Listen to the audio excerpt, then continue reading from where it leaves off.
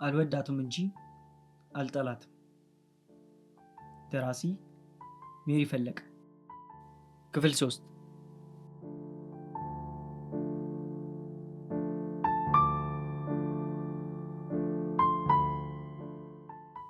የሞቷ ቀን ማታ በሬን አንኳኳች።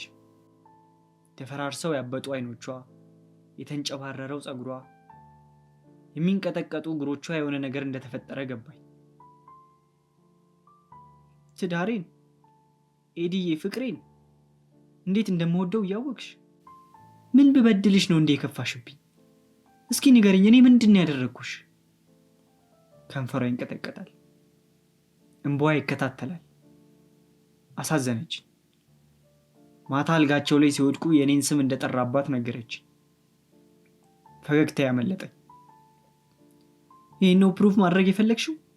ከኔ የተሻልሽ መሆንሽን ከባሌ ጋር ተኝተሽ ነው ማረጋገጥ የምትፈልጊው? የተናደደች መጣች። ጤነኛ አይደለሽም፣ ይሄ በሽታ ነው። ደግሞ መለስ ስትልና አሳዛኝ ትሆናለች። እንዴት ክፉ ነሽ ግን በማርያም። ኩርምት ብላ ትንሰቀሰቃለች። ዝም ብዬ ሰማታለሁ።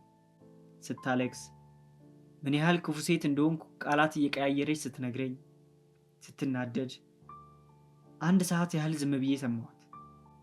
ለምንድን ነው የመሸነፍ እንጂ የድል ስሜት የማይሰማኝ ታዲያ? በክፋት መብለጥ የለም ይሆናል። ታውቂያለሽ፣ ወንድምሽ ከደፈረኝ በኋላ አብሬው የተኛሁት ወንድ ባልሽ ነው አልኳት። አታውቅም። እንደማታውቅም አውቃለሁ። ፊቷ የሆነ ነገር የፈነዳበት ይመስል ተመሰቃቀለ። ቤተሰቦችሽ እኔ ለተደፈርኩት እህትሽ ከሰማሽ ትጎዳለች እንዳትሰማ ብለው ተጠነቀቁልሽ። አስበሽዋል? እኔ እሳት ውስጥ ሆኜ እየነደድኩ ሙቀቱ አንቺን እንዳይነካሽ እየከሰልኩ ዝም ጭጭ ብዬ ስነድ ዝም አለች። ክው ብላ ደርቃ ካፌ የሚወጡት ቃላት የሆኑ የሞት ፍላጻዎች ይመስሉ እየተንቀጠቀጠች ትጠብቃቸዋለች።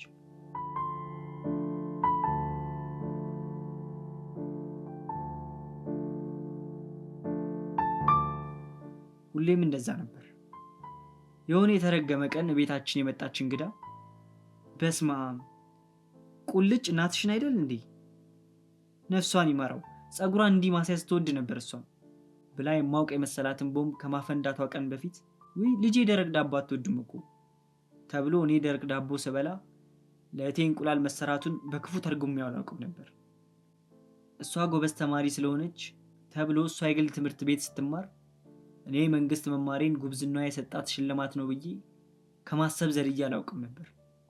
እሷ ቆንጆ ስለሆነች ጎረምሳ ያስኬዳትን በሚል የሚያመላልሳት መኪና ሲከራዩላት እኔ ጥፍጥፍ መሆኔን አምኜ ከእሷ ትምህርት ቤት የሚርቅ ትምህርት ቤቴን መንገድ በእግሬ እየፈጨው ለእቴ ጥበቃ ከመደሰት ያለፈ የተሰማኝ አልነበር። እህቴ ናታ። በመልክም በባህሪም በጭራሽ የማንመሳሰል መንታ እህቴ። እናቴ ማናት ብዬ ጎፈላው እንግዳዋ ከሄደች በኋላ። 13 ዓመቴ ነው። እናቴ ማለቴ ማሳዳጌ እህቴ እንዳትሰማ እሺ አስብላኝ፣ ይህን ነገር በፍጹም እህትሽ እንዳትሰማ፣ እንዴት እንደምትወድሽ ታውቂያለሽ አይደል? ቃል ግቢልኝ፣ በፍጹም ለእህትሽ እንዳትነግሪያት ብላ መርዶዬን ነገረች።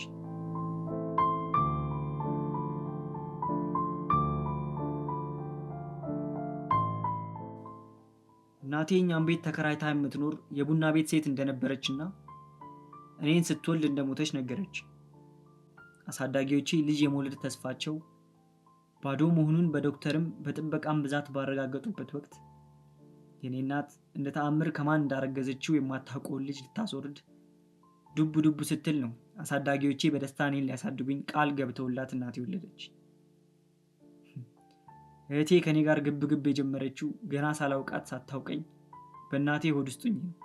ለዓመታት ልጅ አልሸከም ያለው ያሳዳጊ ማህፀን ልክ እናቴ ሆድ ላይ እኔ መደላደል ስጀምር እህቴን ቋጠረ። ውድድሩም ተጀመረ። በቃ አሁን የራሳችንን ልጅ ስላገኘን ልጅሽን የማሳደግ ፍላጎታችንን ትተነዋል ብለዋት እንደነበር አድጌ ያቺ እንግዳ ናት የምትነግረኝ። እናቴ በማላውቀው ምክንያት ልትወልደኝ ወሰነች። ስትወልደኝ ሞተች። አሳዝኛቸው ወይም ልውሰዳት ያለ ዘመድ ስለጠፋ አሊያም እግዚአብሔርን ፈርተው ለጽድቅ ትሆናለች ብለው ብቻ አላውቅም ወሰዱኝ።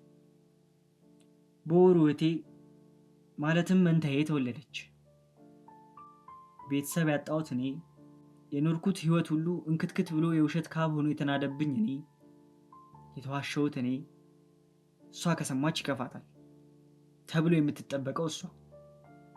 ለምን አልነገርሽኝም? እንዲህ ሁሉ ስትሆኚ ምን አለ ብትነግሪኝ? ይሄ ጅብ እንዴት እህቱ ላይ እንዲህ ያደርጋል? አለች መልሳ ወንድም የምትለው ያጎት ልጅ ከጓደኞቹ ጋር ያደረገኝን ስነግራት። ባሏን እንዳባለኩባት ረስታው አቅፋኝ ለእኔ መንገብገብ ጀመረች። ቤተሰቦችሽ ሁሉም ነገር በደም ካልተጋመደ ዋጋው አይታያችሁ። በደም ስለማንገናኝ እህቱ አልነበርኩ። ደም ስላልፈሰሰኝ ደፈረኝ እንዳልል ዝም አስባሉ። ስህተት ነው ተባለለት። ድሮም የጀመረችው ነው ተባለና የእሱን አውሬነት በእኔ ጥፋት ከደኑለት። እሽ ዝም በይ ተባልኩ። አሁንም ልክ እንደ ቅድሙ መንሰቅሰቅ ጀመረች።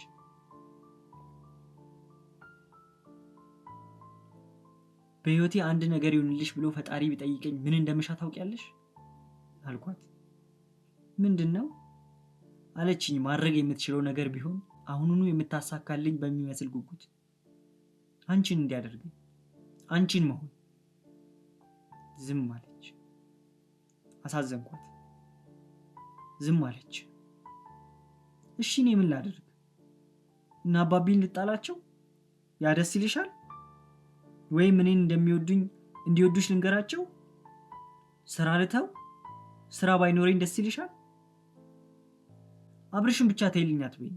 እሱን አልችልም ኤዲዬ፣ እሱን ከራሴ በላይ ወደዋለሁ። ሌላ የፈለግሽውን ላድርግልሽ እንዳሸነፍሽኝ ከተሰማሽ አለችኝ። አዎ በክፋት አይበለጥም። ይኸውንም በዝረራ አሸነፈች። ውጭልኝ አልኳት በቀስታ።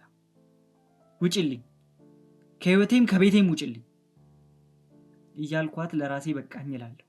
ርቄ ሄዳለሁ። ሁላቸውንም የማላይበት፣ ሁሉንም ከኋላዬ ጥዬ ብን ብዬ ሄዳለሁ። ክፍል 4 ይቀጥላል።